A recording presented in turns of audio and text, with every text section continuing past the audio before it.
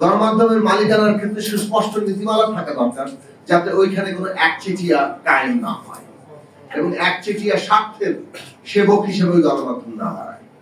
এইটা গুরুত্বপূর্ণ সংস্কারের অংশ।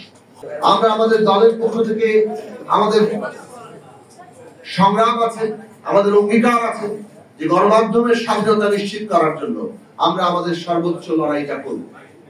গণমাধ্যমের স্বাধীনতা, মুক্ত হওয়া, এটা অর্থ কি? স্বাধীনতা কিংবা মুক্তি কি মানে কোন রকম শর্ত নিরপেক্ষ? এই প্রশ্নটি আমাদের বারবার করা দরকার। আমাদের বিবেচনায় একজন ব্যক্তির স্বাধীনতা কিংবা যে কোনো বিষয়ের স্বাধীনতা মানে হচ্ছে সে অন্যের কিংবা অপরের স্বাধীনতাকে ক্ষুণ্ণ করতে পারে না। আমার স্বাধীনতা অন্যের স্বাধীনতার সাপেক্ষে, অন্যের স্বাধীনতাকে ক্ষুণ্ণ না করেই আমার স্বাধীনতার চর্চা। ফলে এর যে সীমা, সেই সীমাকে আমাদের প্রত্যেকের জন্যই ঠিক করা দরকার।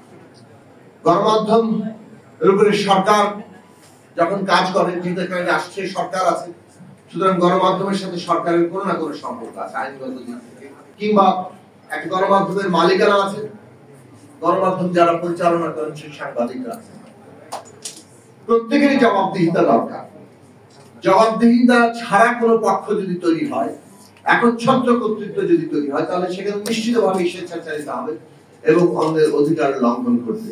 বাংলাদেশের গণমাধ্যমের ক্ষেত্রে দেখেছি যে গণমাধ্যম কতিপয় গোষ্ঠীর মালিকানার মধ্য দিয়ে তাদের নিজেদের গোষ্ঠী স্বার্থের একটা সেবা করার প্রতিষ্ঠানে পরিণত হচ্ছে। ফলে সংস্কারের ক্ষেত্রে একটা গুরুত্বপূর্ণ দাবি উঠেছে যে গণমাধ্যমের মালিকানা কিভাবে নির্ধারিত হবে, গণমাধ্যম যারা করবেন তারা কিভাবে সেই মালিকানাটাকে নিশ্চিত করবে। ব্যক্তি চাইলেন অনেকগুলো গণমাধ্যম খুলে ফেললেন, এই জায়গাটা বন্ধ হওয়া দরকার।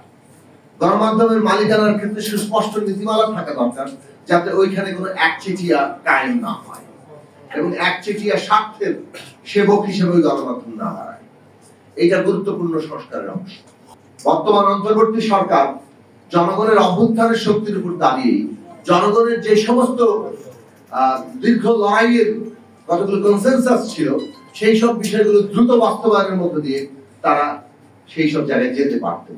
আমরা অনেক ক্ষেত্রেই পুরনো বন্দোবস্তকেই জায়গা করে নিতে দেখছি, পুরনো লোকেদেরই নানান কর্তৃত্ব প্রতিষ্ঠা করে দেখছি, যেখানে সংবিধানের মৌলিক যে অবস্থান, যে গণমাধ্যম স্বাধীন থাকবে, সেখানে তার কোন রকম পথ রোধ করতে পারে।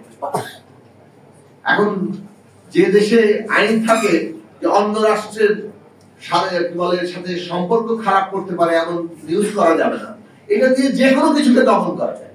অনেক আইন হয়েছে, এমনকি ডিজিটাল সিকিউরিটি অ্যাক্টে আমরা দেখেছি এরকম সিলেক্টিভ প্রয়োগ আছে।